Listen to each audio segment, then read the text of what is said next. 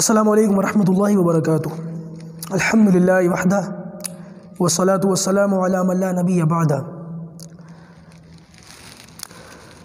میرے پیارے بھائیوں اور میری بہنوں، انشاءاللہ آج تراویح کے تعلق سے ہم کچھ گفتگو پڑھیں گے اور سنیں گے، کیونکہ تراویح یہ سالانہ عبادت ہے، سال میں ایک مرتبہ ہوتی ہے، صرف رمضان کے مہینے میں چاند دیکھ کر شروع ہوتی ہے، چاند دیکھ کر ختم ہوتی ہے، اور اس کا تعلق رمضان کی راتوں کے ساتھ ہے، دن میں نہیں ہوتی، رات میں ہوتی ہے، باجماعت ہوتی ہے، اور اس کے اندر قرآن مکمل کیا جاتا ہے۔ لہٰذا اس تعلق سے بہت سارے ساتھیوں کے سوالات بھی ہیں اور ویسی بھی کچھ باتیں ہیں، آج اس پر بات ہوگی۔ اللہ تعالی ہم سب کو ان تمام باتوں پر عمل کرنے کی توفیق عطا فرمائے۔ ایک بھائی سوال پوچھتے ہیں کہ تراویح کی ابتدا کب سے ہوئی ہے؟ دیکھیے، یاد رکھیے گا کہ تراویح کی شروعات یہ نبی کریم صلی اللہ علیہ وسلم کے زبان مبارک سے ہوئی ہے۔ خود اللہ کے رسول صلی اللہ علیہ وسلم سے تراویح کا پڑھنا ثابت ہے۔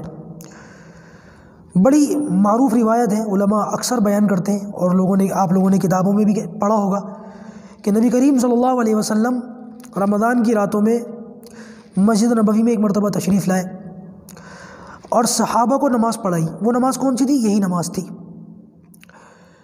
اس کے بعد جب لوگوں کو پتہ چلا کہ کل باجماعت نماز ہوئی ہے، اللہ کے رسول نے کوئی نماز پڑھائی ہے، تو زیادہ لوگوں میں بات پھیل گئی اور لوگ آ گئے۔ اللہ کے رسول نے پھر یہ نماز پڑھائی، ایسے 2-3 دن چلا، حتیٰ کہ ایک موقع ایسا آیا کہ پورے مدینے کو پتہ چل گیا کہ اللہ کے رسول صلی اللہ علیہ وسلم کوئی نماز پڑھا رہے ہیں، تو مسجد نبوی پوری بھر گئی صحابہ کرام سے، اور نبی کریم صلی اللہ علیہ وسلم اس رات باہر تشریف نہیں لائے اپنے حجرہ مبارک سے۔ لوگ انتظار کرتے رہے، اللہ کے رسول باہر نہیں آئے صلی اللہ علیہ وسلم۔ بعد میں اللہ کے رسول صلی اللہ علیہ وسلم نے خود اس بات کا اظہار فرمایا کہ میں باہر کیوں نہیں نکلا، کیونکہ مجھے خدشہ تھا کہ یہ نماز کہیں تم پر فرض نہ ہو جائے۔ اسی لیے نبی کریم صلی اللہ علیہ وسلم کی یہ سنت موقدہ ہے، اس کو سنت موقدہ کہتے ہیں۔ حضرت امام اعظم ابو حنیفہ رحمۃ اللہ علیہ کے نزدیک یہ سنت موقدہ ہے۔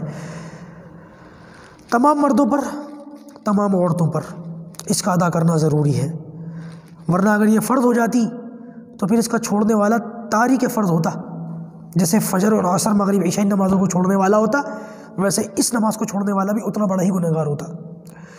قربان جائیے نبی کریم صلی اللہ علیہ وسلم پر کہ آپ نے ہم پر کتنا احسان فرمایا کہ تراویح کے اندر ثواب بھی ہمیں مل رہا ہے، لیکن یہ فرض بھی نہیں ہے۔ لیکن اس کو فرض نہ ہونے کا یہ مطلب نہیں ہے کہ ہم اس کو ہلکا سمجھ لیں، یا خدا نہ خواستہ جو ہے اس کو کوئی ہلکی پھلکی عبادت سمجھے۔ نہیں، بڑی فضیلت ہے، اللہ کے رسول کی سنت ہے، صحابہ سے ثابت ہے، اور یہ تواتر کے ساتھ چلی آ رہی ہے، لہذا اس کا خوب اہتمام کرنا چاہیے۔ تو سوال یہ تھا کہ نبی کریم صلی اللہ علیہ وسلم سے ہی ثابت ہے۔ تراویح کی عبادت کا روزے کے ساتھ کیا تعلق ہے؟ جیسے کہ میں نے بھی بتایا کہ روزہ جو ہے یہ رمضان میں دن کی عبادت ہے، اور تراویح جو ہے یہ رمضان کی رات کی عبادت ہے۔ خود ایک حدیث میں نبی کریم صلی اللہ علیہ وسلم نے یہ ارشاد فرمایا کہ اس مہینے کے روزے اللہ تعالیٰ نے تم پہ فرض کیے ہیں، اور اس مہینے کا قیام میں نے تم پر سنت کیا ہے۔ قیام یہی تراویح یہ رمضان کا قیام ہے، اور یہ نبی کریم صلی اللہ علیہ وسلم کی سنت ہے، اور اس کا رمضان کے روزوں کے ساتھ خاص تعلق ہے۔ دن میں روزے رکھو، رات کو تراویح پڑھو۔ اور ویسے بھی علماء نے ایک مصلحت بیان کی ہے اس میں، وہ یہ کہ جو کچھ ہم روزہ رکھنے کے بعد سارا دن، پھر افطاری کے وقت جس طرح سے ہم ٹوٹتے ہیں افطاری کے اوپر، بلکہ حالت یہ ہے کہ لوگ چباتے بھی نہیں ہیں، ثابت چیزیں حلق میں اتر رہی ہوتی ہیں، ثابت۔ صبر سے افطاری کرنی چاہیے، جہاں سارا دن خیر عافیت کے ساتھ گزارا وہاں اس کا بھی خیال رکھنا چاہیے کہ بھائی وہ افطاری ذرا طریقے سے کر لیں، ایسا نہ کریں کہ پھر اٹھا ہی نہ جائے۔ اور بعض لوگوں سے تو اٹھا بھی نہیں جاتا، واقعی نہیں اٹھا جاتا، اتنا کھا لیتے۔ تو کہنے کا مقصد یہ تراویح کا تعلق روزے کے ساتھ اس لیے بھی ہے، علماء نے فرمایا کہ جو کچھ بندہ کھاتا اور پیتا افطاری کے وقت، پھر اللہ تبارک و تعالیٰ تراویح میں اس سے محنت کرواتے ہیں، اور وہ سارا اس تراویح کے اندر تھکنے کی برکت سے ہضم ہو جاتا ہے، آسانی کے ساتھ نکل جاتا ہے جسم سے۔ تو لہٰذا اس کا بڑا تعلق ہے۔ ہمارے یہاں بہت سارے لوگ ایک حدیث بیان کرتے ہیں کہ جس سے تہجد اور تراویح کو ایک بیان کرنے کی کوشش کرتے ہیں۔ کیا تہجد اور تراویح ایک ہی ہے؟ بڑے نالائق لوگ ہیں ایسے لوگ، دین کا حلیہ بگاڑنے کی کوشش کرتے ہیں۔ بھائی تہجد نبی کریم صلی اللہ علیہ وسلم عام دنوں میں پڑھا کرتے تھے اور تراویح رمضان میں پڑھا کرتے تھے۔ تہجد کے لیے جماعت کی ضرورت نہیں ہے، تراویح جماعت سے پڑھی جاتی ہے۔ تہجد آخری وقت میں پڑھی جاتی ہے، تراویح اول وقت میں پڑھی جاتی ہے۔ تہجد میں قرآن کا پڑھنا ضروری نہیں ہے، تراویح میں قرآن کا الگ سے پڑھنا سنت ہے۔ کتنا فرق ہے ان دونوں عبادتوں میں؟ کیسے بیوقوف ہیں وہ لوگ جو ان دونوں کو ایک کرنے کی کوشش کرتے ہیں۔ تراویح صرف رمضان میں ہے، جماعت سے ہے، ایک قرآن پورا کرنا ہوتا ہے اور بڑے اہتمام کے ساتھ پڑھی جاتی ہے، شروع وقت میں پڑھی جاتی ہے، وطر اس کے بعد پڑھے جاتے ہیں۔ اور عام طور سے تہجد کے اندر اس کا معاملہ الٹ ہے، تہجد کے اندر آخری وقت میں پڑھی جاتی ہے، قرآن پڑھنا ضروری نہیں ہے، جماعت کا کوئی اہتمام نہیں ہے، پورے سال کے اندر اس کا اہتمام ہوتا ہے۔ اور بہت سارے لوگ تہجد جو ہے وہ وطر کے بعد بھی پڑھتے ہیں، حالانکہ اس کے اندر بھی وطر جو ہے بعد میں پڑھنے چاہیے اگر کسی شخص کو اپنے اوپر یقین ہو، لیکن یہ ہے کہ وہ سو جائے، بہتر طریقہ یہ سو جائے اور صبح پھر اٹھنے کے بعد۔ تو جو کہہ رہا ہے کہ تہجد اور تراویح ایک ہی ہے، کیا وہ عشاء پڑھ کے سو جاتا ہے پھر تراویح پڑھتا ہے اٹھ کے آخری وقت میں؟ کس کو بیوقوف بنا رہے ہو بھائی؟ کیوں ایسی باتیں پھیلا رہے ہو لوگوں میں؟ کچھ لوگوں نے اپنے آپ کو نوٹس میں لانے کے لیے کہ بدنام نہیں ہوئے تو کیا نام ہوگا، اس اصول کے تحت اس طریقے کی باتیں کرنی شروع کر دی، اور ان باتوں پر پورے فرقوں کی بنیادیں کھڑی ہوئی ہیں۔ میں اگر نام لوں گا تو مناسب نہیں ہوگا، لیکن ایک اچھی خاصی بحث چھڑ رکھی ہے، لوگوں کو خواہ مخواہ پریشانیوں میں، مشقتوں میں، وسوسوں میں ڈال رکھا ہے ایسی باتیں کر کے کہ تہجد اور تراویح تو ایک ہی ہے، اور پھر اس کی رکعتوں کے اندر بھی جو ہے فرق کرتے ہیں۔ نہیں اتنی رکعتیں 20 تھوڑی پڑھنی چاہیے، 8 پڑھنی چاہیے۔ یہ بھی اپنی طرف سے ڈھکوسلا مارا، اور اس کی ایک وجہ انشاءاللہ بتاؤں گا آپ کو، یہ انشاءاللہ آپ کے سامنے بات رکھوں گا کہ یہ کیوں ہے، کیا وجہ ہے اس کی۔ بہرحال فرق سمجھ لیں، تراویح الگ ہے، تہجد الگ ہے، دونوں میں فرق ہے۔ تہجد 12 مہینے ہے، تراویح صرف رمضان کے مہینے میں ہے۔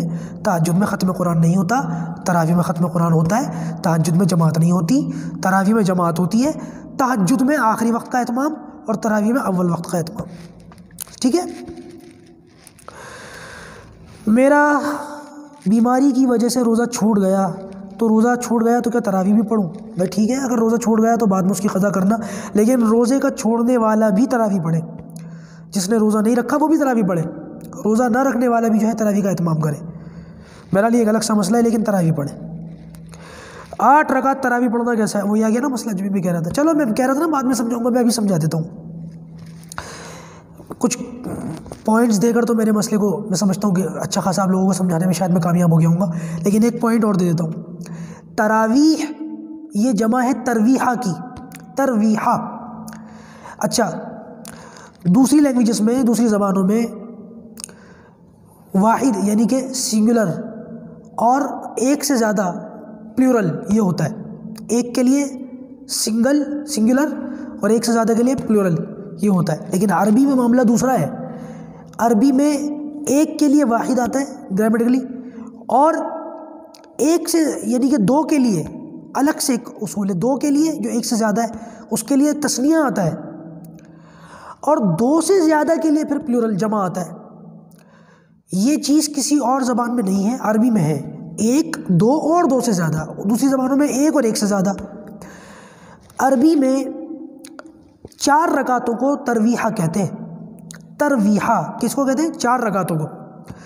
تو ترویحہ ہو گئی 4 رکعتیں۔ اگر 8 رکعتیں ہوتی ہیں تو تراویح نہیں بنتا، ترویحین بنتا ہے۔ ترویحہ، ترویحین، ترویحہ 4 رکعت، ترویحین 8 رکعت، 1 کے لیے ترویحہ، 2 کے لیے ترویحین، 2 سے زیادہ کے لیے ہوگا تراویح۔ تو گرامیٹیکلی بھی صحیح نہیں ہے، 8 رکعتوں کو تراویح کہہ ہی نہیں سکتے آپ، بنتا ہی نہیں ہے کہیں سے کہیں تک۔ کیا لوگوں کی عقل پر پتھر پڑے ہوئے، میری سمجھ میں نہیں آتا۔ اچھا، بہت سارے لوگوں کو تو یہ کہتے ہوئے سنا، میں نے خود سنا کہ بھائی مختلف اقوالوں پر بھی عمل کرنا چاہیے، تو کبھی 20 پڑھ لو، کبھی 8 پڑھ لو۔ مختلف اقوال پر اگر عمل کرنے کا اتنا ہی شوق ہے تو امام مالک رحمۃ اللہ علیہ کے نزدیک تراویح کی رکعتیں 36 ہیں۔ کبھی 36 پڑھی ہیں آپ نے؟ نہیں، کسی طرح آپ 36 پڑھو، ویڈیو بنا کے بھیجو ہمیں کہ ہاں بھائی میں مختلف اقوال پر عمل کرتا ہوں، میرا شوق ہے، میں امام مالک کے قول پر بھی عمل کرتا ہوں۔ انہی اقوال پر کیوں عمل کرتے ہو جو نہیں کرنے ہوتے یا کم کرنے ہوتے؟ ان اقوال پر کیوں عمل نہیں کرتے جن کو زیادہ کرنا ہوتا ہے؟ یہاں آ کے کیا ہو جاتا ہے؟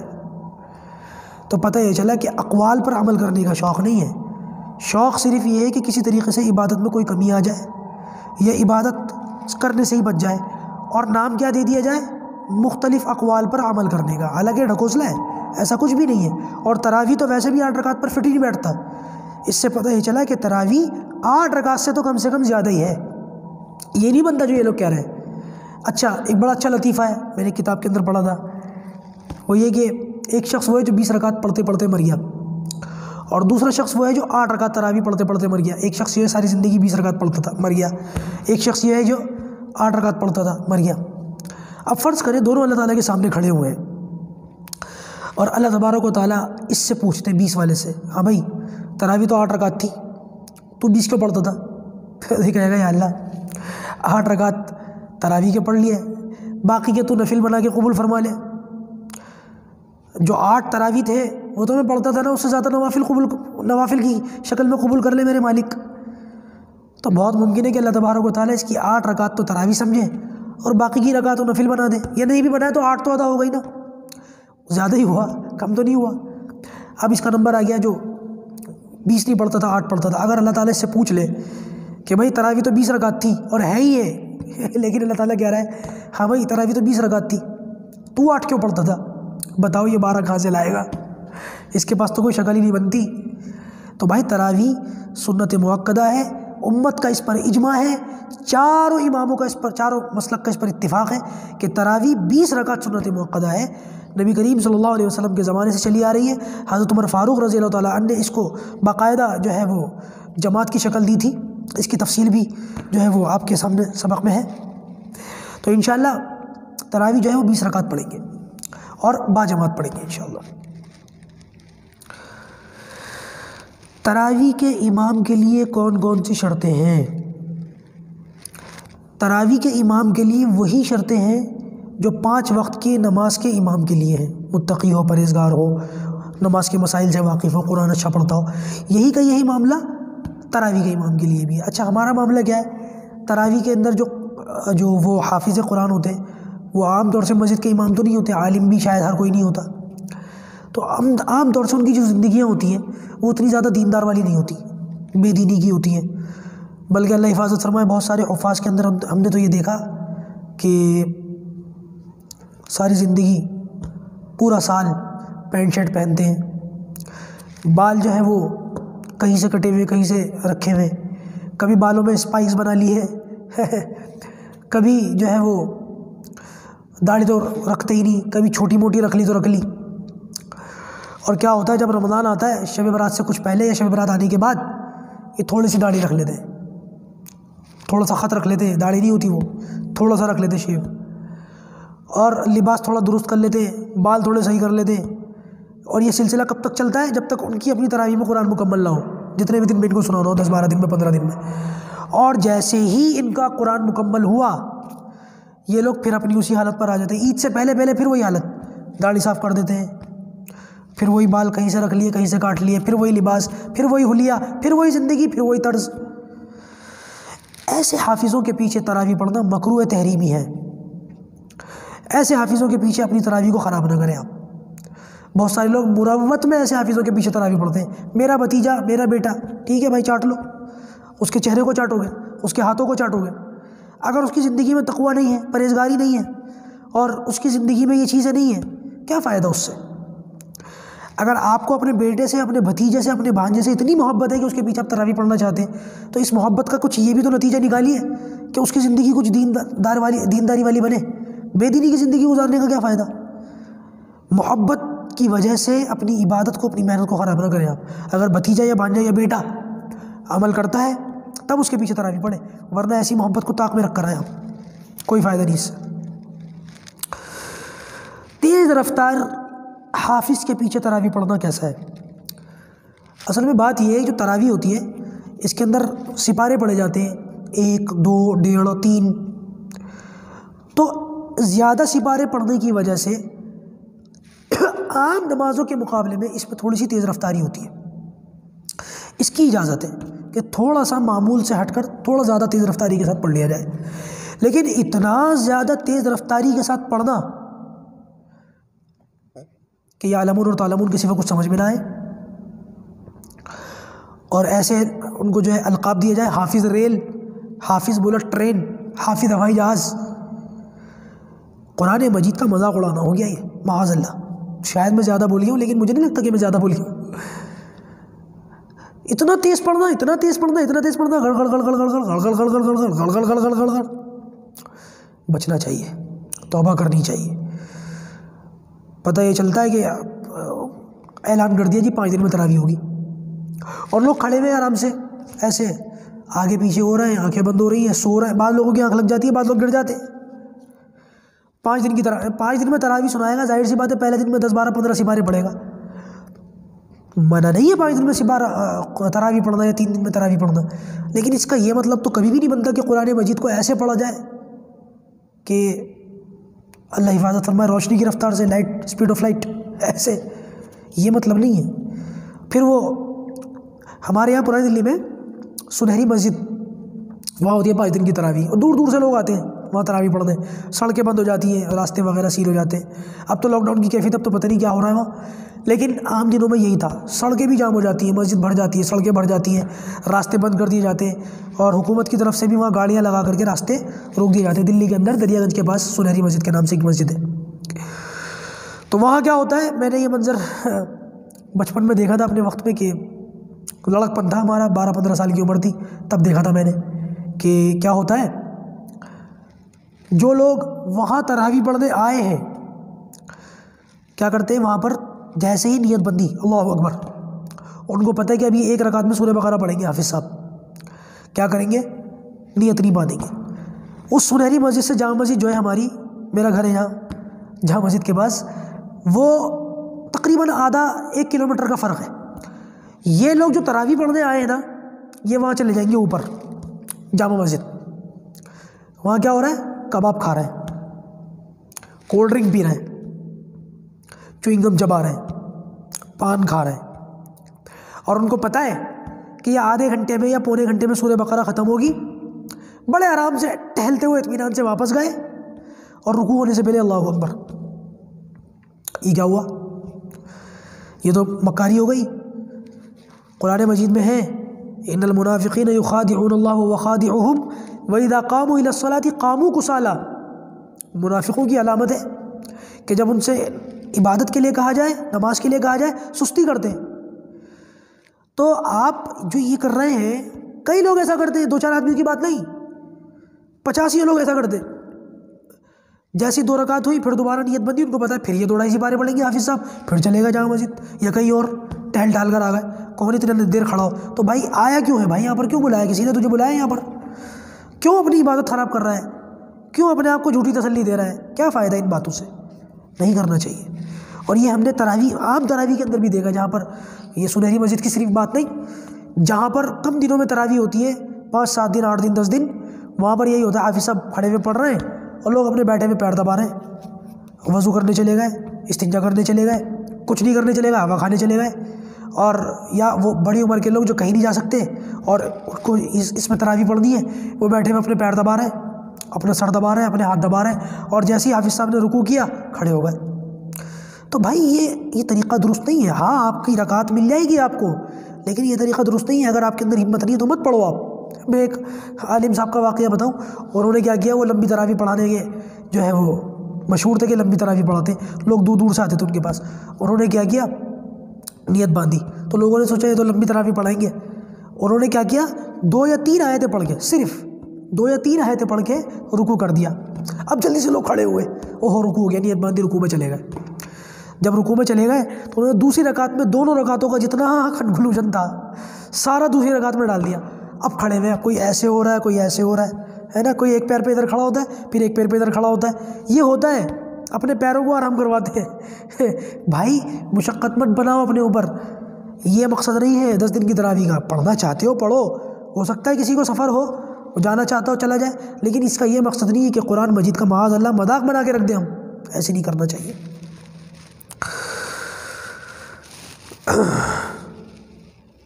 کیا بیٹھ کر تراویح پڑھنا جائز ہے؟ بھائی بلا وجہ بیٹھ کر تو نہ پڑھیں، اگر کوئی شخص بیمار ہے یا کوئی ایسی بات ہے بیچارہ مجبور ہے تو وہ تراویح بیٹھ کے پڑھ سکتا ہے، لیکن بلا وجہ بغیر کسی عذر کے بیٹھ کر تراویح پڑھنا، اس سے ثواب آدھا ملے گا اور یہ ٹھیک نہیں ہے، پسندیدہ نہیں ہے۔ کم دنوں میں تراویح پڑھ کر پھر تراویح چھوڑ دینا کیا صحیح ہے؟ وہی جو بات میں ابھی بتا رہا تھا، کچھ لوگ کم دنوں میں تراویح پڑھتے پھر پورا مہینہ تراویح نہیں پڑھتے، یہ غلط ہے۔ اگر کسی شخص نے کم دنوں میں تراویح پڑھی ہے تو اس کو چاہیے کہ جس دن اس کا قرآن مکمل ہوا ہو پھر دوسری جگہ کہیں اور تراویح دیکھے اور وہاں پڑھے، چاہے سنت تراویح پڑھے یا سورت تراویح پڑھے یا گھر میں پڑھ لے۔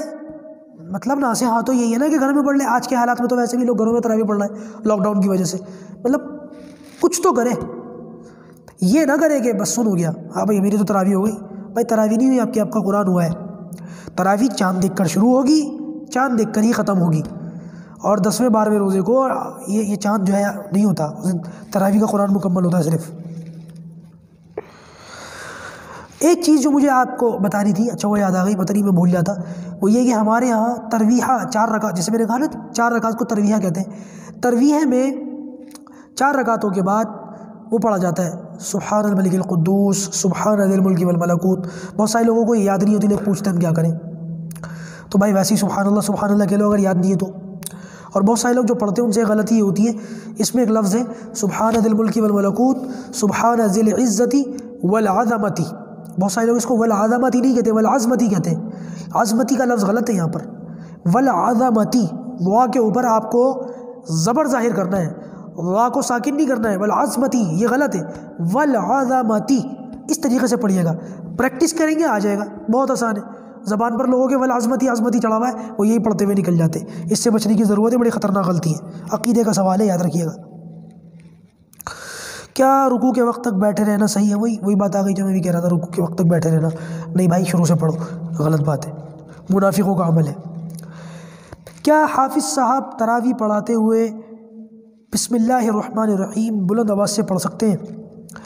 مولانا یوسف لدھیانوی صاحب کی کتاب ہے آپ کے مسائل اور ان کا حل، حضرت نے اس کتاب کے اندر یہ مسئلہ لکھا ہے کہ حافظ صاحب کو چاہیے کہ قرآن جب تراویح میں پڑھ رہے ہوں تو کبھی کسی دن ایک مرتبہ بسم اللہ الرحمن الرحیم بلند آواز سے پڑھ دینی چاہیے، کیونکہ یہ بھی قرآن کی باقاعدہ ایک آیت ہے۔ اگر کسی حافظ نے بسم اللہ ایک مرتبہ بھی نہیں پڑھی تو سننے والوں کا قرآن پورا نہیں ہوگا، پڑھ لینی چاہیے ایک مرتبہ، عادت نہ بنائیں اس کی۔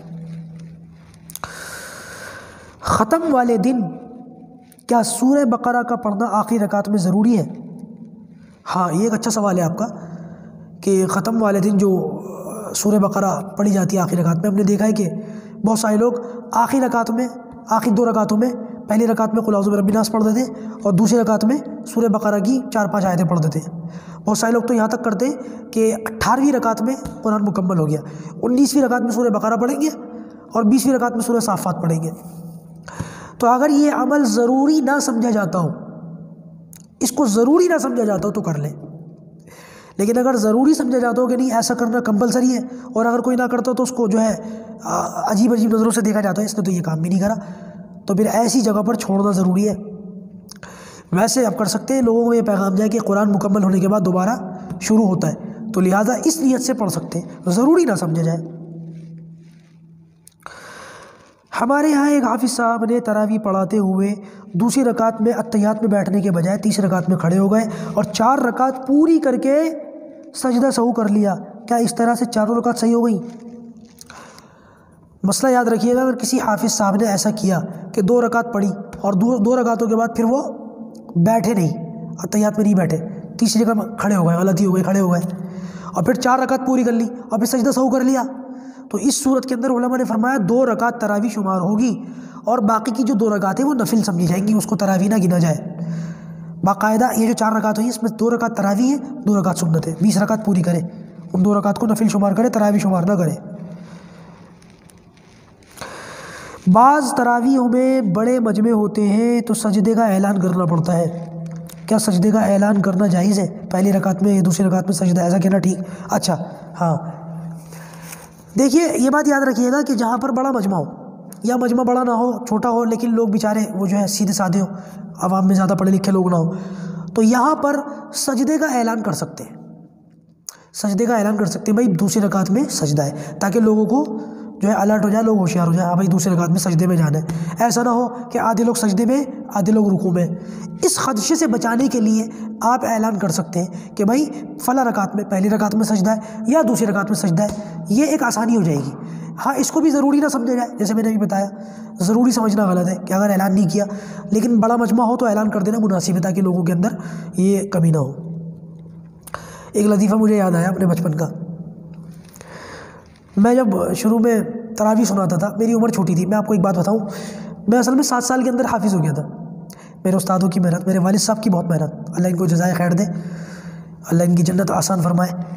7 سال کی عمر میں حافظ ہو گیا۔ بیچارے ہمارے والد صاحب عالم تو ہے نہیں، عالم کے بیچارے حافظ بھی نہیں ہیں، دنیا دار آدمی ہیں، تو ان کا شوق تھا کہ میں تراویح سناؤں۔ 7 سال کا بچہ حافظ ہو، باپ کو کتنی خوشی ہوتی ہوگی۔ تو ان کا خواب تھا کہ میں تراویح سناؤں اور میرے والد صاحب میرے پیچھے تراویح پڑھیں۔ تو بے چین سے رہتے تھے کہ کسی طریقے سے یہ تراویح سنا ہے۔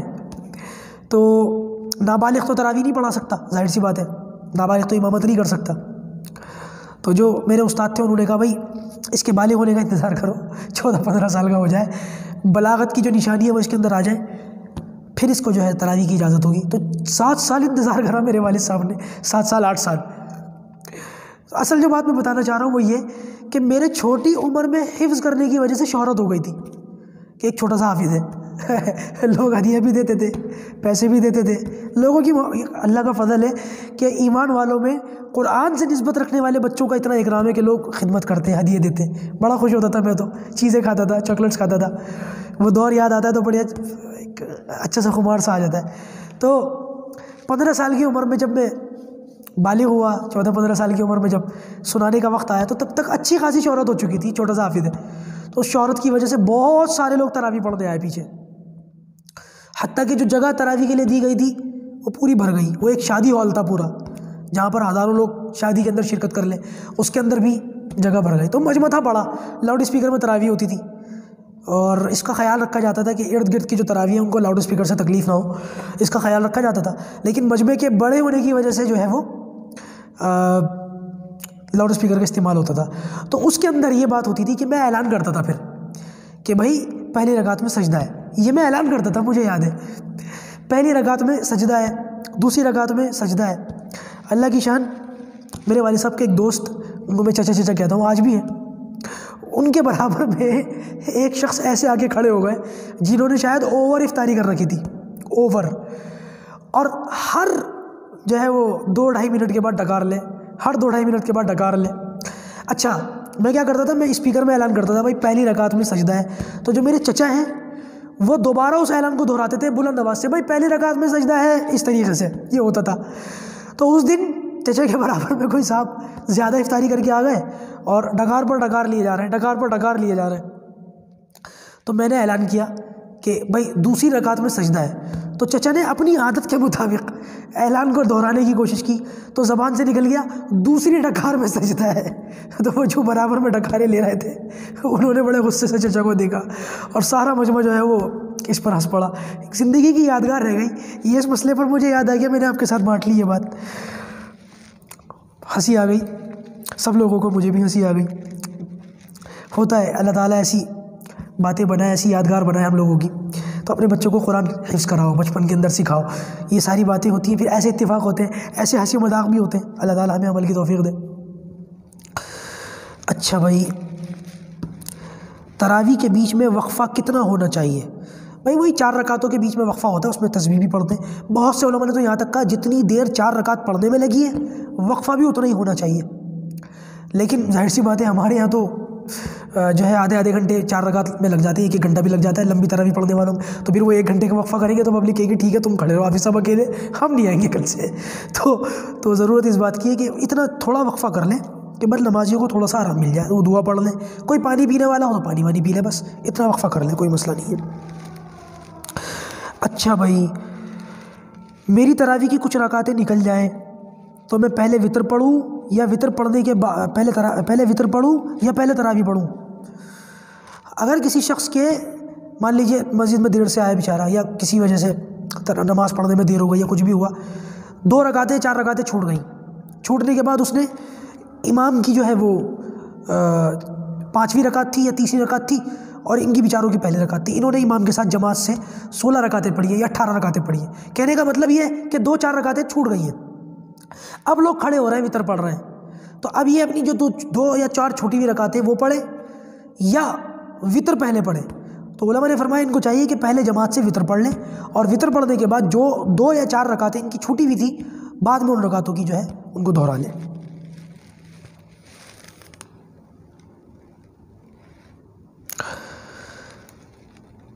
کیا تراویح کی قضا ہوتی ہے؟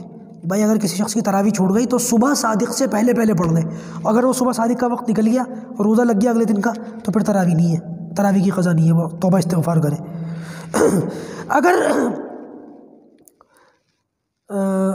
کیا ہے یہ، ہاں یہ والا ہے، مفتی صاحب ہم لوگوں نے لاک ڈاؤن کی وجہ سے الگ الگ بغیر جماعت کے عشاء کی نماز پڑھی. اب تراویح جماعت سے پڑھیں یا تراویح بھی بغیر جماعت کے پڑھیں؟ دیکھیے گا علماء نے فرمایا کہ اگر کوئی شخص عشاء کی نماز جماعت سے نہیں پڑھتا، اب تراویح بھی جماعت سے نہ پڑھے. وہ یہ مسئلہ ہے. عشاء بغیر جماعت کے پڑھی ہو تو تراویح بھی بغیر جماعت کے پڑھے.